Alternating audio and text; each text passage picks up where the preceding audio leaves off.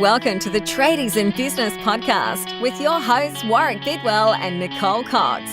Divert your phone and grab a brew as Waz and Nic unpack tips, tales, secrets and stuff-ups from guests both inside and outside your trade, helping educate and inspire you to break the cycle of gut-busting and money stress and create a true trade business. G'day, Waz here.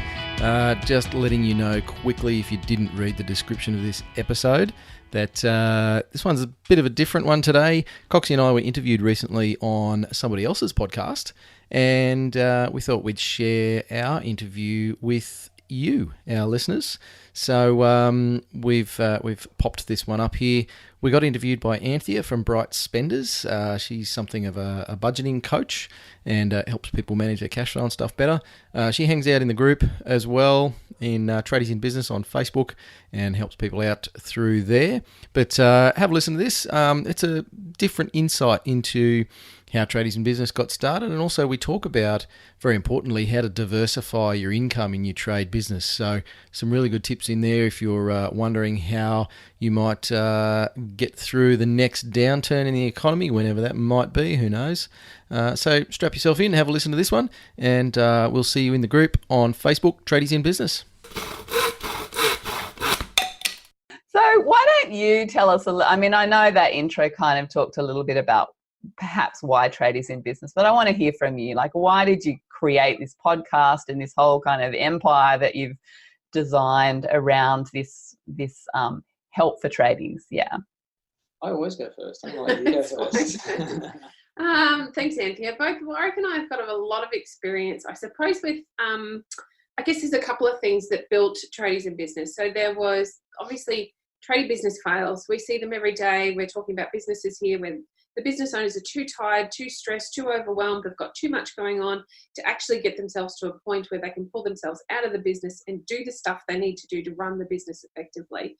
But then we also see that effect on mental health. We both have a great deal of personal experience on how that affects business owners' mental health. And that's our real driver behind what we're doing. We really want to help them improve the mechanics behind their business so that they have that space to have a good, healthy mental health. We see far too many tradies or tradie business owners, or business owners in general, really, that are in a terrible position in their lives where they're so stressed and overwhelmed that they just don't have, I guess, the space in their lives for the relationships that they should be having, for their family, for even friendships, and time to go out and play golf or hang out on the weekends and just relax. And a lot of what we're teaching trade business owners will allow them that time within their week, in their day even, to have that space so that they're not trying to cope with the mental pressure as well as the pressure of running a business. So that's how we came to be. It was over a cup of coffee. Cup of coffee at a roadhouse. Truck stop Roadhouse, halfway between where we both live, because we're about 90 minutes apart. So yeah, we got together over a cuppa, reconnected because we've worked together a bit over the years, and pretty much got to the end of that and said, hey, we should work together, because we're sort of both coming at trades from our own angle, and so thought we'd combine forces. So awesome. And so you recognize this shared passion and thought it just makes sense to come together. Beautiful. Yeah, absolutely. Yeah. So I'm going to just launch straight into the topic today, because I don't want to faff around. Not that, finding out about you guys is faffing around at all. I love chatting with you guys, but let's just really hit this topic hard. So, there's a lot of talk about us living in the gig economy, right? And people have different ideas about what that means. I'm interested to know what you think that means and why you think it matters to have a handle on that for us as business owners. Well, I thought I knew what it meant, so I Googled it to make sure. And I guess, there's the whole gig economy. It's sort of these bite-sized chunks of work being done.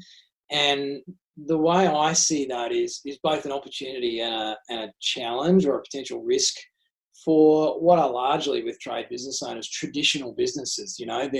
They're bricks and mortar type businesses. They have to come to my house to fix my toilet, or to install my pool or put in a new driveway or whatever it is. They're not digital businesses, although they do exist in the digital realm. And I think the risk there for trade business owners, for any small business owner really, is that consumers have been trained in that gig economy headspace, in that transactional nature of buying something. We've got online shopping where I can go and compare 7 different pairs of mountain bike shoes before I pick the one that I want. And then I'll go and find the cheapest price and the lowest shipping and the fastest delivery.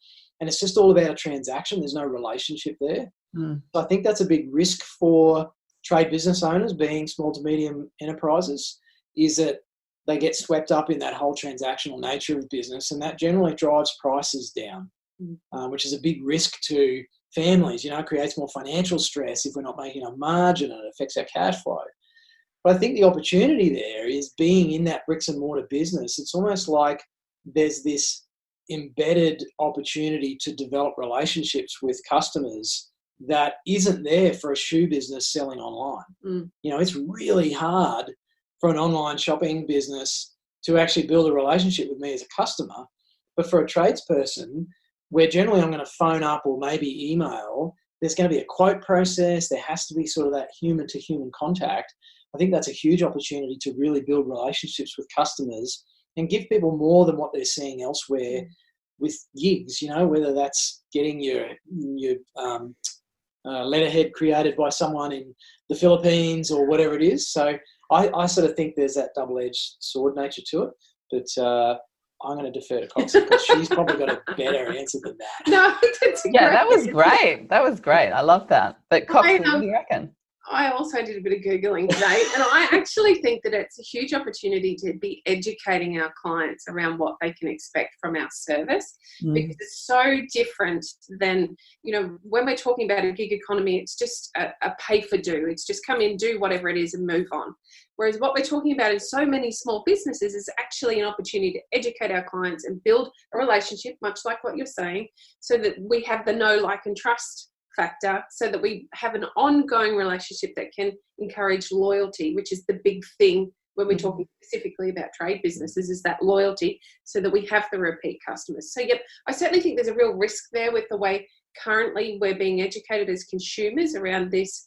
I'll just get an Uber because it's cheaper, it's quicker, it's the same car, it gets me where I want to be versus a cab. But we can actually educate our business consumers around what it is that the value of what we're doing is bringing to them as the consumer. So, I think it's a risk, but I think that if we play it smart now and we start educating and building upon that education, become the experts in our field, which we all are, then we're really negating a lot of that risk. And it sounds like, it sounds like it's so much about relationship building, isn't it? And what's really interesting to me is that, we live in this so-called gig economy. It's a very atomized, where we're looking for the cheapest kind of consumable out there. But on the other side, we're craving relationships with people. We're on social media, we're disconnected from people, and we're actually really craving that connection. So that's a huge opportunity for business owners to create that connection. And if you think about the amount of money that you might spend as a business owner on advertising your business and getting the word out, it's all about retaining customers so that you can actually get the value of all that, the money and the hard work and effort that you've spent on getting that customer in the first place. Yeah, absolutely. Agree. So let's have a talk particularly about diversifying income, and why do you think it's important to do this? So this is really, I think, for small business owners, but it's really for anyone, and even wage earners this is important for, because, why do you think it's important? I had a really different view on this to Waz, so I was probably thinking really tradie specific. And if we think about a typical tradie in business, their body is their biggest tool. but their bodies are going to break. There's just no way to stop them from breaking down over time. Now, again, that might be mentally because the overwhelm is too much, or it might be that physically we start to break down, like my husband, whose shoulders are no good and suddenly can't work. So we need to be looking at ways in which we can diversify our business so that we aren't relying on the one income stream in case something goes wrong, like I have an accident on the way to work, or somebody calls in sick and suddenly that job can't be performed. We need to have a broad, or as broad as we can, at least a couple of streams of income that we can rely on within our business, so that if worst case scenario comes in whatever form that might be, and for me I was thinking physically, you're thinking a bit broader than I was, but that we have a diversified stream of income to draw from. Perfect. Yeah, I probably look at it in terms of, my old financial planner hat that I used to wear for years, which is, you go see a financial advisor, they'll talk about spreading your investment risk and not putting all your eggs in one basket.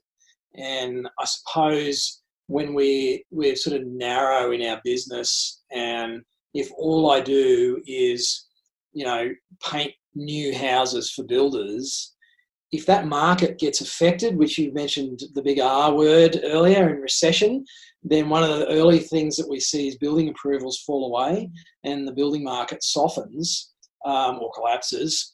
But, if all I've been doing is painting houses for builders, I'm going to be really badly impacted in that sort of market condition. So, but if I also have an aspect to my business that is resealing old roofs for existing homes, that's going to help sort of buffer me from those market fluctuations or risks. Or if one of my builder customers falls over and goes broke, I've got this other aspect to my business. So for me, it's sort of like investment risk, where you don't want to have everything in property or everything in BHP shares. You want to sort of spread it across a few, so you sort of take a few of the hits with the wins. That's kind of how I looked at it.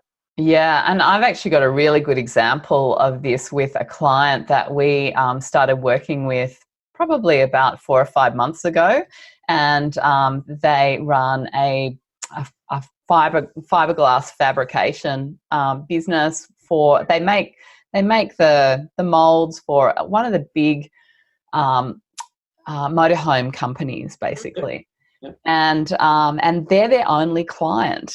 And so recently something happened where that company was taken over by another organisation, and all of a sudden their invoices were getting super delayed. Where they were had been paying really promptly, all of a sudden the rug was pulled out under them, and they were in a real bind. And so luckily it all came good, and that client started paying again. They just were working through some internal sort of change issues.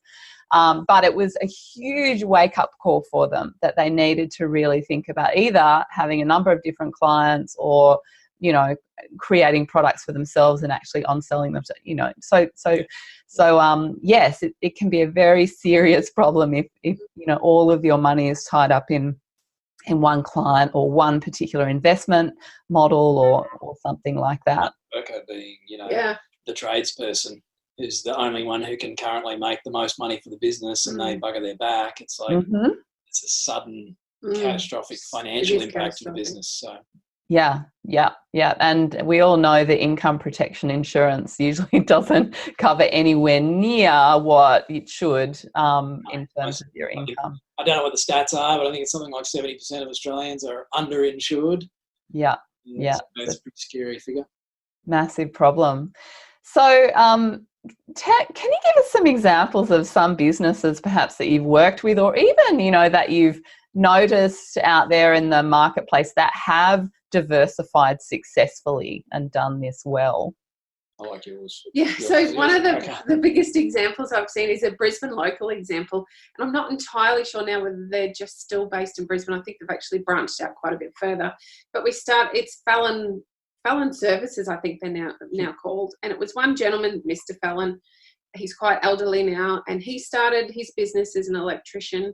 And from there, as he started to see the demand, he brought in other services to his business. So he's gone from offering not just electrical services, but plumbing, painting, carpentry, air conditioning, gas fitting, the whole gamut, I guess, of sort of home maintenance services that you might need. So he's gone from just being a sparky to suddenly he actually stepped out of the business and created a business with other service trades that could run out and actually perform the work, so that he had all of the answers for the industry.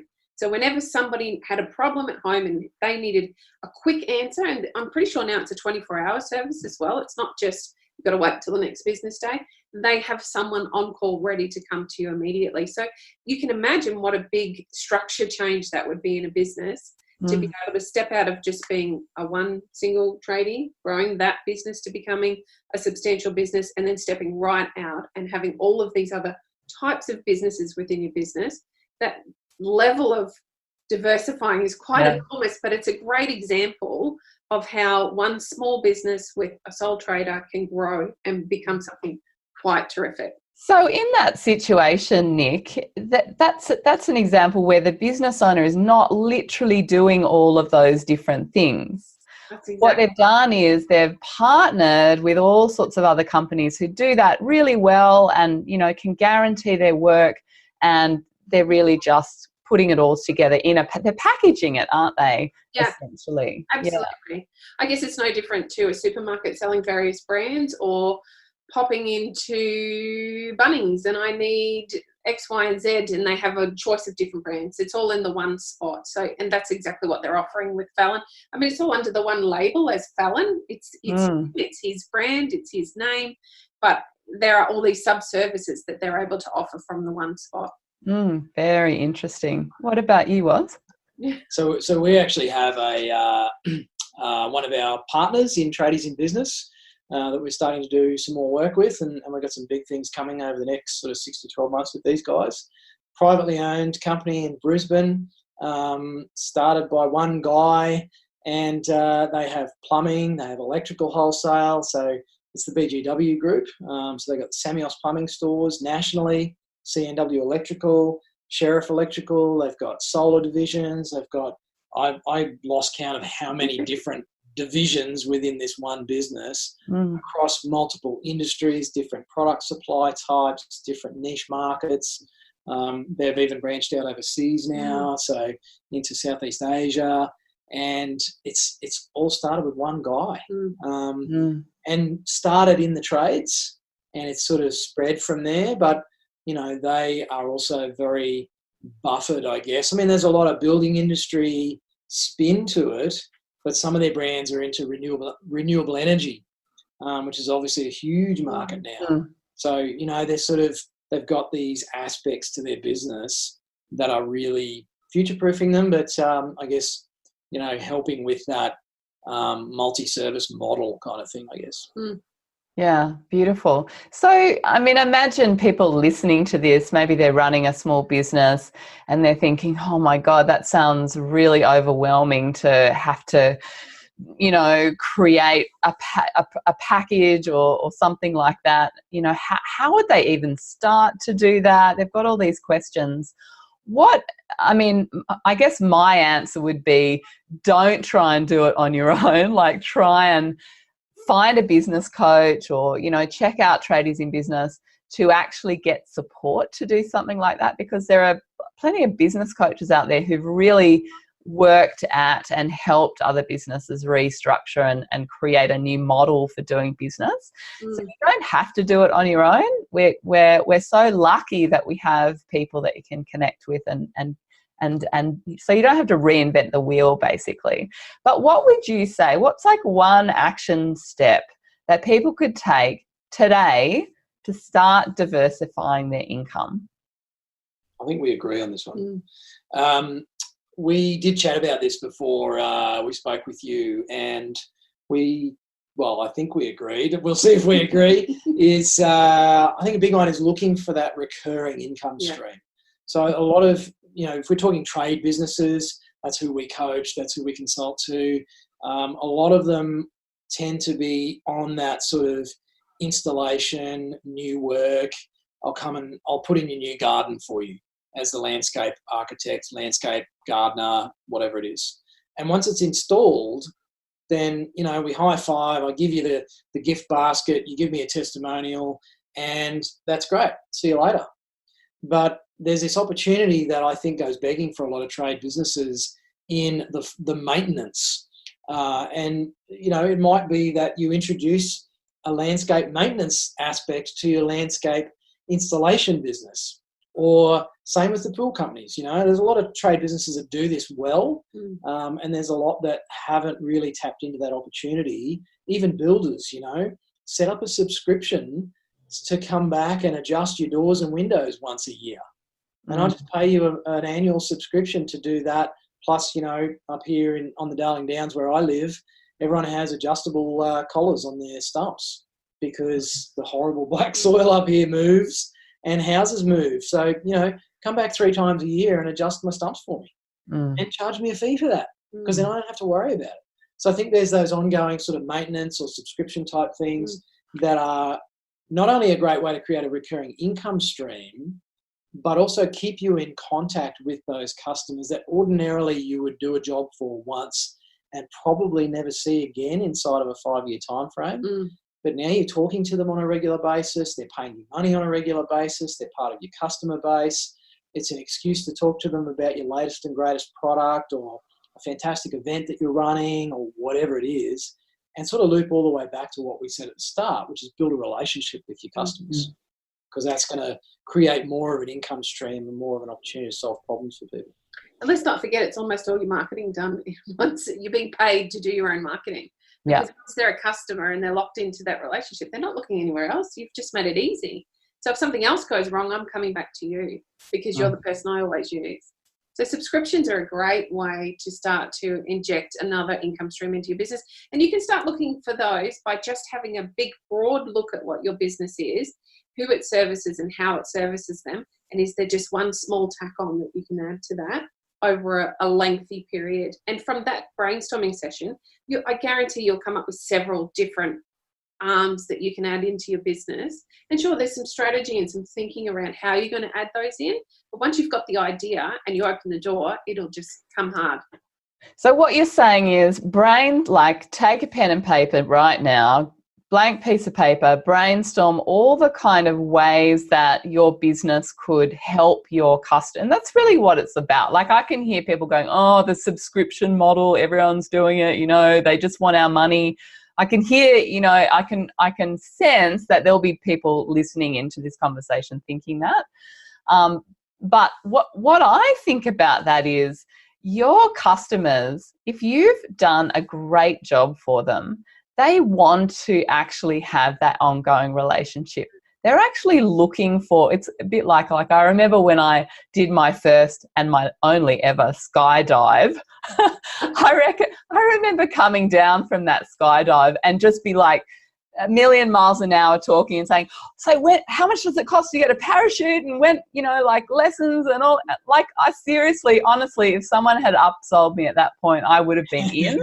But no one did, and then I kind of forgot about them, and now I'm 40 or something, and I've never done it again, right? But your customers, if you do a great job, they want to have that ongoing relationship with you. So you're giving them an opportunity to do that. That is serving both of you. It's allowing you to create value for them, but also giving you a long-term income as well. It's a good partnership. So coming back to the piece of paper, what is the question that they should have with their pen in hand as they're brainstorming? Like, what are they brainstorming exactly? Good question. I like to think of this in terms of the problems that your customer might have, say, in the 12 months after you leave their job site, their house, their commercial property, whatever the heck it is that you've done. What are some of the problems or frustrations that they might have or that they might need to solve over the next 12 months? And within that, I guarantee there is a service, there's a follow-up product, there's a maintenance plan, there's a subscription service, whatever you like, but there's problems that are going begging that the customer probably doesn't even know someone can solve for them, but they hate the fact that after the trees grow a bit and the stakes that were holding them up are all loose and the rope's cutting into the trunk, they don't know what to do about that. And so if you come back 3 months later and remove them and restake the trees to make sure they grow straight, you've solved a problem for the customer. Sometimes they didn't even know they had, but they'll be uber grateful that you did, because they realise that could have created a bigger problem by, killing the damn tree that you planted for them, and now they've got to replace it. Mm. So to add to that, I'd be suggesting thinking about the things your clients are currently complaining about. So if you're getting callbacks to say that, hey, my tree looks a bit wonky, why is it wonky? There's a service there. Or if you're knowing that it's actually going to make your life easier, if you are the regular landscape gardener and you go twice a year to do the hedging, but it would be so much easier to do that hedging if you did XYZ every 3 months and then the hedging on the 6th month, then there's another service there as well. So if you're thinking about those annoying calls that you're getting that you don't really want to get for problems that are natural problems, like, with the expansion of the walls, we get cracked. So how can we fix the cracks before the clients are actually seeing that they're a problem? Or the doors get jammed or the windows get jammed. All of those kind of problems that happen naturally, normally, is a normal part of your business, is where your extra business can come from. There's another stream there every time, because clients just want the problem to be gone. They don't mind paying a little bit of money for the problem to be gone, but they want it gone. They don't want to have to think about it. And if you're doing the thinking for them, not only are you creating an income stream, you're becoming a rock star business who has always got the answer for any problem before it's a problem. Perfect. Some really, really amazing examples that you've given us today. Like I love the one, what was the business called that has brought in all those other businesses? Fallon. Yeah, I'm totally going to Google them. So thank you so much today for just everything you've contributed. So much food for thought. And I think, like, I'm just going to keep this really short, this interview, because I think we've got gold just in what we've got today. I don't want to ramble on for hours. And so I really appreciate your time. Tell us a little bit about how, we can find you if people are listening to this and they want to maybe get a bit of business coaching, just help to do exactly what we've been doing. Where can they go? We're everywhere. Just start by Googling Tradies in Business. We've got so many different offerings. We start with a freebie podcast, which has you've been on the podcast with us, Anthea. I have. Absolute nuggets of golden information in the podcast. From the podcast, the natural transgression really from there is the Facebook group. We have a huge Facebook group. It's a free group with 1,200 like-minded tradie business owners.